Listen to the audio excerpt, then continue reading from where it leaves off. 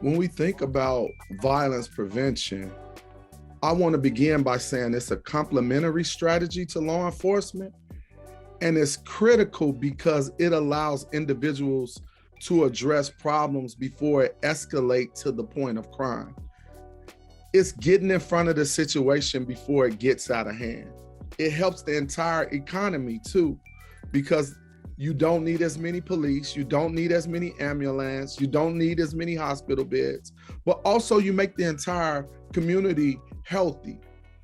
The individuals who are being used to demonstrate, prescribe, treat, support individuals at the highest risk are individuals with lived experience. It's not individuals who are credible just based upon their influence and relationship, but they are trained individuals in de-escalation and mediation, and also they help individuals build this toolkit or skill set, or as some call in the social science arena, protective factors to be able to resolve situation in a non-aggressive fashion.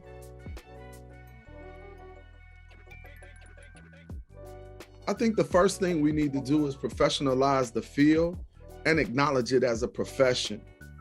The second thing we need to do is make it a permanent part of the ecosystem. It's very challenging working in a field when, as you're working in a space that's very traumatizing, challenging, dangerous, you have this uncertainty about how long you will have your job, or your job is based upon being funded. So there's an anxiety with the work that goes beyond the conditions of the work. The second thing is we have to train these individuals in a way that's appropriate and fund them appropriate. Livable wages, so that we won't have high rates of relapse or recidivism, because these individuals are put in situations where they are working with peers who struggle with some of the conditions that they once had. Secondly, or thirdly, I believe it's critical that we allow them to be supported with mental health.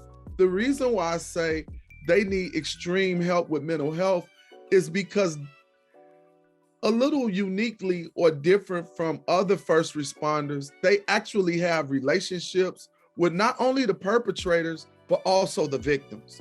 So there's an emotional attachment to the individuals that's being involved in these violent situations. So we have to make sure that they aren't burdened or overcome with vicarious trauma from working in this field with people they have close relationships with.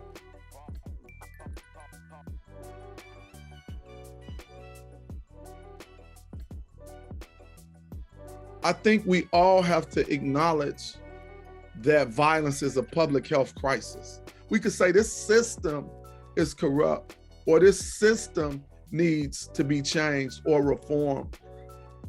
But we shouldn't individualize or generalize everyone based upon this broken system. And I think once we start doing that and see people as people first, and not based upon their affiliation or occupation, we can move forward.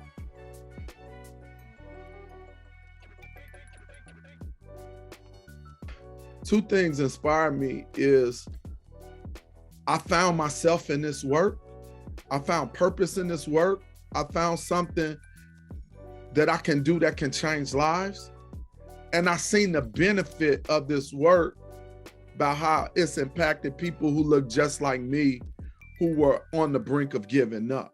I see an opportunity to change the lives for my children and my children's children.